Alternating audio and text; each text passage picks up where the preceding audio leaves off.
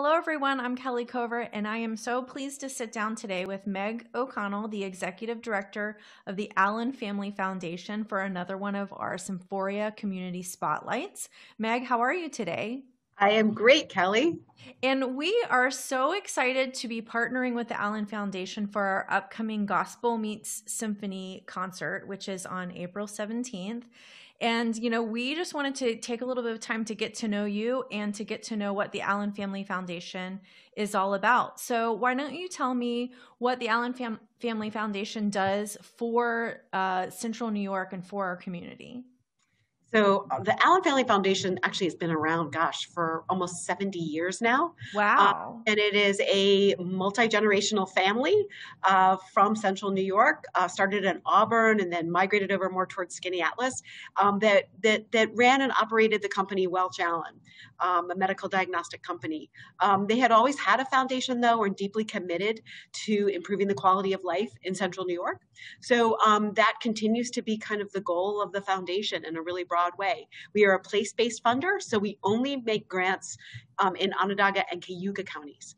And then we really focus, we have some key focus areas, and we really kind of perceive ourselves as mostly kind of trying to build vibrant communities in Central New York. Mm-hmm. And we love that because part of our mission is to engage and inspire our community members in Central New York, and I feel like that is so aligned with what you're doing. Mm-hmm. And I'm curious to know what are some other ways. I mean, we're going to talk about this concert coming up, but what are some other ways that the Allyn Foundation does that specifically in our region? So I would say specifically in our region, in Central New York, I mean, one of our biggest projects. So we are a very unique funder. We have moved away from being more of the traditional funding where people apply and then we respond. We do some of that responsive grant making, but in the last probably 5 years, we have become much more looking at our work as being a catalyst for change. So we undertook most significantly the construction of the Salt City Market project. We created a new entity to create, to build, and now to operate that as both part of our economic opportunity and inclusion agenda. And just because we realize that that also brings vibrancy and growth to Central New York. And there are many projects similar to that around neighborhood developments in specific neighborhoods that we are also deeply engaged in and committed to. Yeah, well, and I have, of course, heard of the Salt City Market. I haven't had a chance to get down there yet, but I didn't even realize that that was an Allyn Family Foundation project. That's very exciting.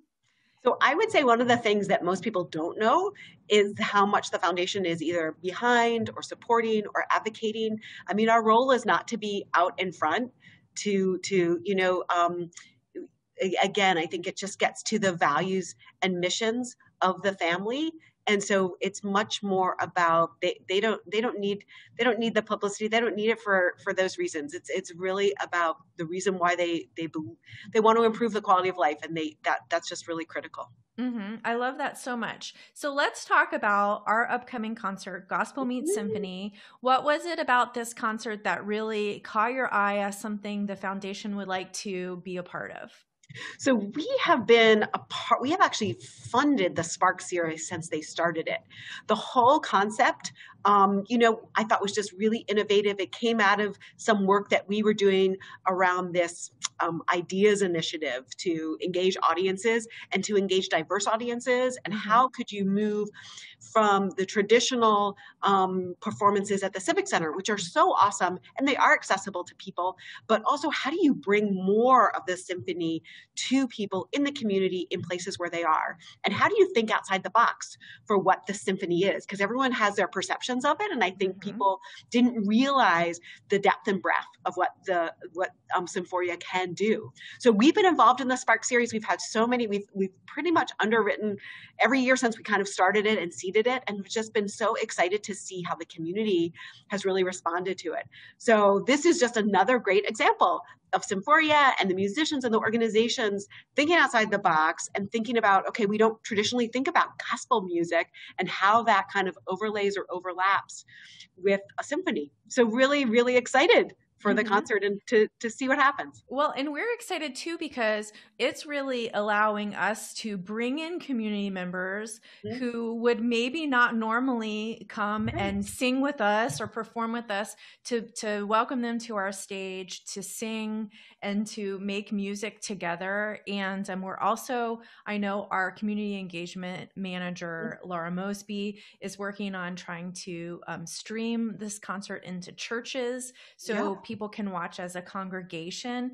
And so it's really just this uplifting concert that's all about honoring our community, honoring our diversity, and like just allowing the music to come in and like make us joyful and heal us and to celebrate all that we have. And we're thrilled to be doing it. And fingers crossed this will be the first of many concerts like this, and it's something that we're really excited. And we also have we're about to release the details about next season's Spark concerts. I don't know, have you I think by the time this comes out the details will be revealed. Do you know anything about them yet?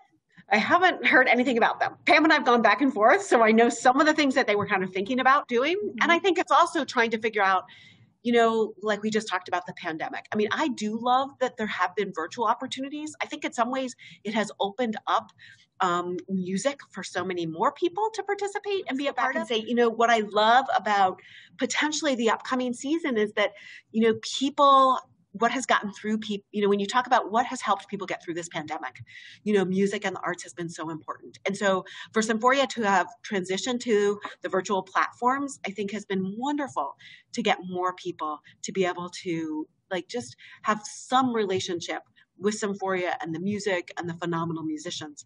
But I do hope next year that there are ways to bring it back a little bit more, even in person. It's what I loved about the Spark series too, was you could bring it to some of the churches. You could take this and really make even more opportunities to reach into the community. So really, really excited for the future. And that's our plan, as of today, as we're saying this, we know that we'll be able to start our series off, our season off, I should say, at Inspiration Hall with a smaller in-person audience, but we will have alive people breathing and enjoying the music in person. And we can't wait to do that. And I know that our Spark season, I think we're planning on an Oktoberfest style concert. And I think that we're also planning something to celebrate the Six Nations at the Scano Peace Center. So I think that it's just going to be really diverse and interesting. And, we're so grateful to the Allyn Foundation for really being a part. Like, this is not just about you sitting in a desk in a building far away and sending a check every now and then. This is really about you are part of this community, part of the fabric and part of the creation, like you say, the catalyst for how we want Central New York to be and how we want people to feel as part of, our Symphoria family and Central New York as a whole. So thank you for all that you're doing. And, it's just wonderful. There's so many things that make up Central New York and make it such the wonderful place that we want to all live, work, and play in. And I think about the richness that it all comes and how we can incorporate and partner and bring everyone together to do that and give people these great opportunities. That just is going to continue to rise our whole community. For sure. And I know you said that the Allyn family does not do this to bring attention to themselves, but if people would like to learn more about the history of the Allyn Family Foundation, where can they do that? So the best place is the website. So the allynfoundation.org.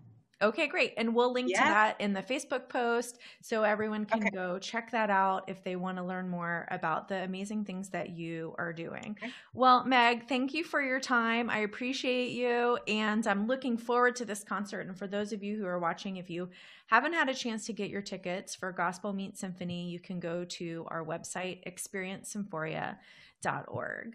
Thanks, Meg. Wonderful. Thank you, Kelly. You're welcome.